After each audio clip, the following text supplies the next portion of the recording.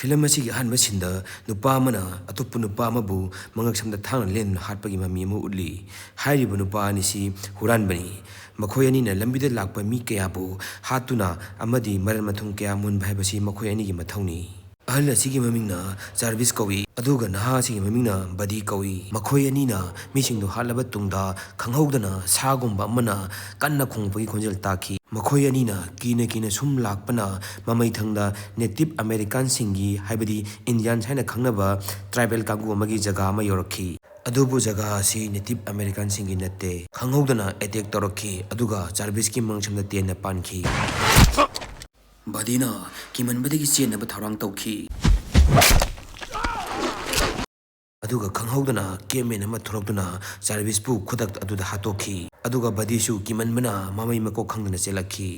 hojik atopa sin amada laklasi bright hope hairiba khungang asi kemen aduna lairiba jaga adudagi panglaw laptaba mafam amadani aduga utliba nupa asina arthar kawi aduga nupi asina mahakki nupi samanta kawi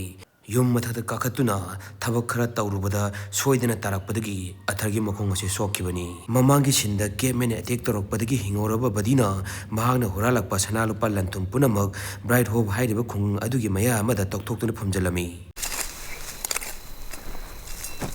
masida uliba nupa asigi mamingna han kawi sheriff ni haibadi manipur ronda hairagana police officer ni aduga masida uriba nupa asigi mamingna chikori kawi police officer oriba hanki constable ni chikori na hairami masa khangdaba nupa amana yamna chingnaningai oiba mawongda makhoi khun adugi jaga amada lebak tokthokduna poche khara phumjangkiba ohowi haina police officer du da hairami police officer sing aduna badigi khungal leraktuna mongonda wahang pahong chathaba horami mahakna nanthokduna chenba yararoi haina khanglakpadagi mahakna police officer amada attack tawduna chenanaba honrappa matamda police officer hanna makhongda moina kapki Horan chiti tawwa nupa badi adubu police officer sing aduna phajinduna jail da thamjinki khong soklaba mapuroibigi seba tawna samantana mahakkidamak ibikiba sering ama pabinaba haijaki adubu tanja aduda ikhang khanghawduna thongda kanagumamna thilakpadagi paba nangkide Shot in the leg. Shot in the leg. masida utliba nupa asigi maming brother kawi athargi nupi samanta asi nurse oibana maram oiduna police officer nomaina kapadagi soklaba huranba adudagi nomai maru lokthokpinaba haijaki jail manungduna police officer aduna huranba adudagi pochi kayamaram phagatpa ngamki samanta jail le yoroglami aduga police officer hanna mahaki makhada thabak tawriba constable nikta samanta bu yamna section ngak senduna loiraba matamda mahaku mayum phawba thingadabani haina order tawrami Lock everything up and then escort her home when she's done. police officer hanna athargi manakta laktuna mahaki nupi samantabu constable nikna sungsoi soidana thenglabasu thengna thilakani haina hairami operation tawduna nongmai maru lokthonaba honaringi matang asida mamangi sinda huranba sing aduna takhiba yamna hainadaba sagumana khongbui khonjelado constable niknasu amuk takhi police station aduga naknana leiba sagol miyam loifam amada sagol sing aduna kanna khonglakpadagi sagol sinariba nupa macha aduna yengluba matamda cape men sing aduna sagol sinariba nupa macha adubu tamthina hatokpirami nongalaba matamda police officer hanna breakfast sage tawringida khungang adugi sagol yamna loiba nupa amana asiba sagol sinaba nupa macha adugi matangda hairami aduga mahakna police ta complaint tawge haiduna chatpada police station da kanasu leiti haina police officer hanta hairami police officer aduna jail da yorokpa matamdadi police station aduda kanasu leramde makhoina jail da phajalnuna thamkiba nupa adusu leramdre native american oriba indian chingi oramba yai haina chingnaba ten amadi police officer aduna phagatpa ngamki police officer aduna nurse samantagi toolbox amasu phangki masina takpadi samanta mayumda hankhidre haibasini police officer aduna samantagi nupa atharda hairami mahaki nupi adu native american indian ni chingna pharamba yai haina hairami atharna police officer aduda yamna thuna khongangi maroiba mi punama punsanduna meeting tongnaba haina haiki asumna khongang adugi bar amada khongang adugi maroiba mi puna punsanduna meeting tawki masida uriba masam sangba nupa asi native american indian gi tribal lamani police officer aduna makhoina phanglakpa ten adu indian tribal aduda utuna karamba jatina sizinaba ten haina hanglami maduda mahakna hairami masidi indian tribal na sizinaba ten nate nupa aduna hairami masidi troglodytes haina khangnaba yamna sathiba mi phawba hatolaga chaba surung manungda leiba cavemen singna sinaba teni haina hairami. You're afraid of your own kind? They're not my kind. Ahanbada makoina punamasing asi red Indians na tawani khalambadu aranbo oirami. Well, what are they? Troglodytes.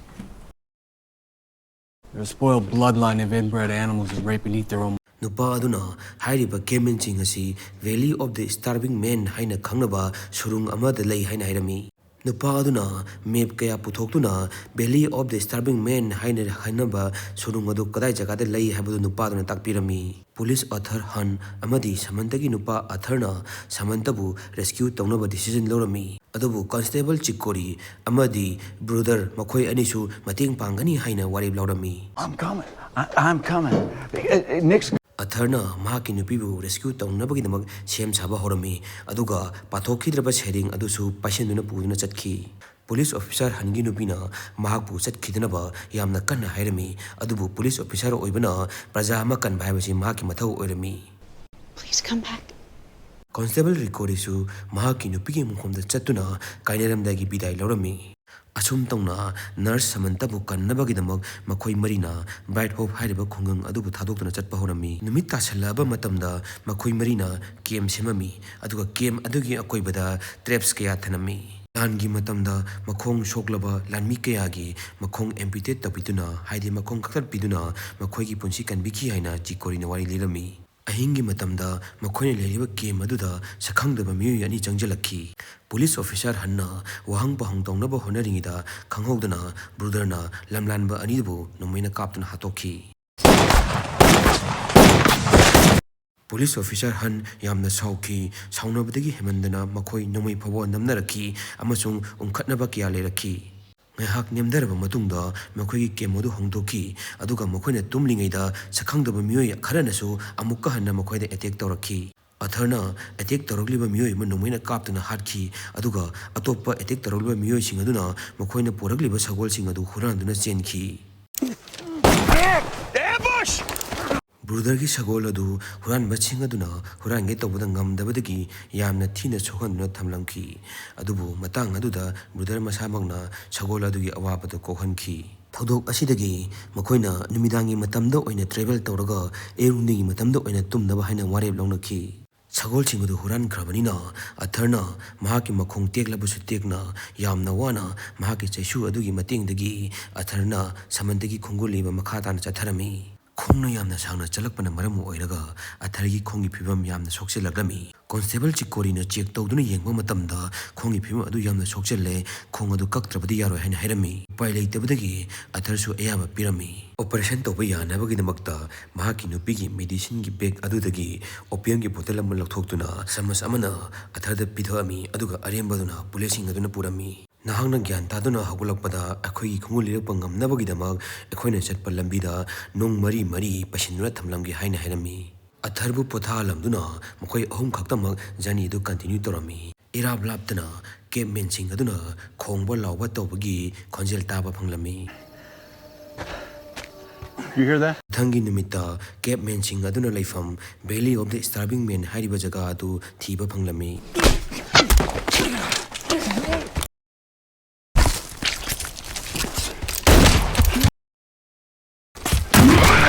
Makhoina yamna section na lomduna yenglingaida khanghodana cavemen sing aduna makhoi humde attack tawba horakhi. Police sing adusu masa ngakthokchenabagidmakta nomai kappa horakhi.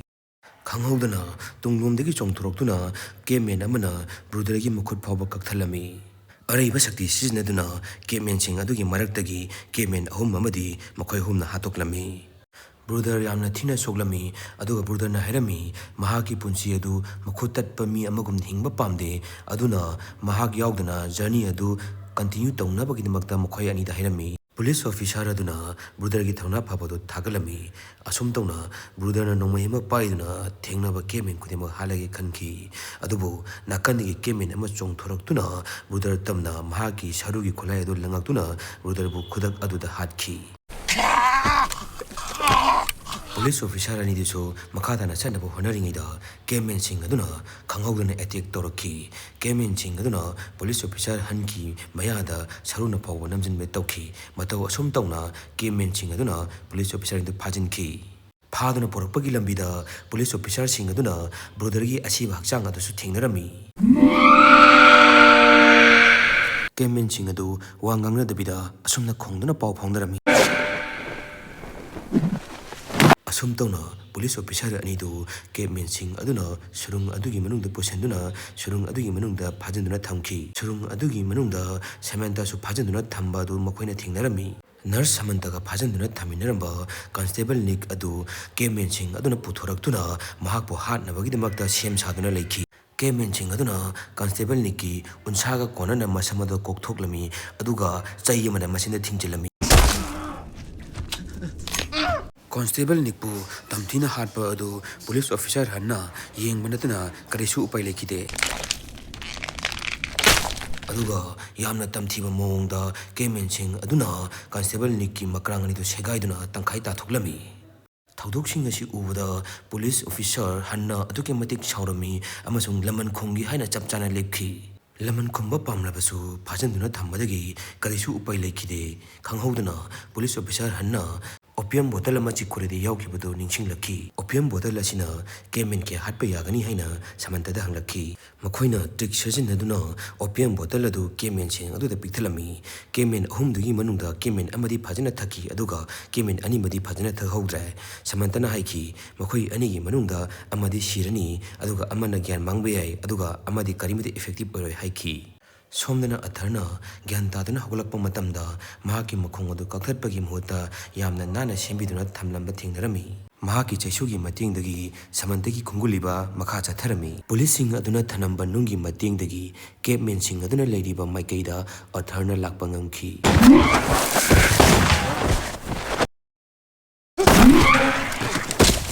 nonganbada atharna nga pothaduna leiringaida khanghauduna cavemen anina atharda attack torakhi daw yabadagi makhoina kapakpa ten adu palaude atharna nongmaina handuna kapada cavemen anido shiki asiba cavemen adugi manaka changjanduna yengba matamda karigumba pochak khara khanaw manungda phumdana leirami anawda phumliba pochak aduna khongduna makhoi masen paw phongnai hebase atharna khanglami cavemen gi khanaudagi khongnaba pochak adu lokthokduna atharna hongna khongduna cavemen sing ado mathang amamam to ena kokthokhlami asumda mahakna khongduna leidingaida cavemen ama chelaklami khudak aduda atharna nongmaina kaptuna cavemen adu hatokhi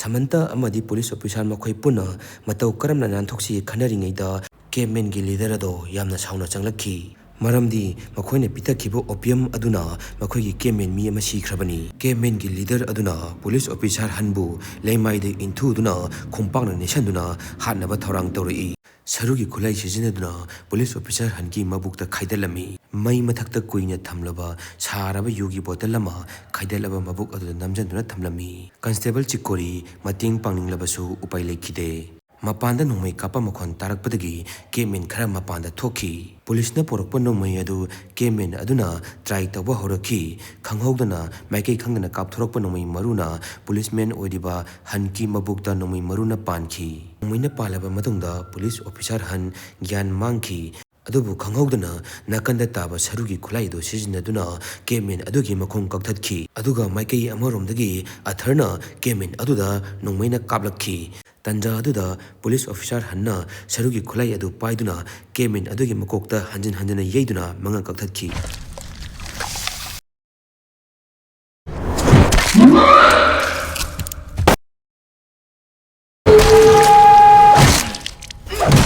police officer han yamna thina soki atharsu tamna laktuna surung manung yoksilakhi yamna wana honaduna atharga mahakki nupi samantagasu amuk hanna punsinakhi police officer han yamna thina soklami lemhoriba cavemen sing adu hatrabadi konna makhoigi khungangsingda khodong thiningai oiba yai khanduna mahakna cave aduda leihoduna cavemen sing adibu hatlagi haina decision lawki Then there were 3 more. I'm staying here. Say goodbye to my wife. I'll Say hello to yours.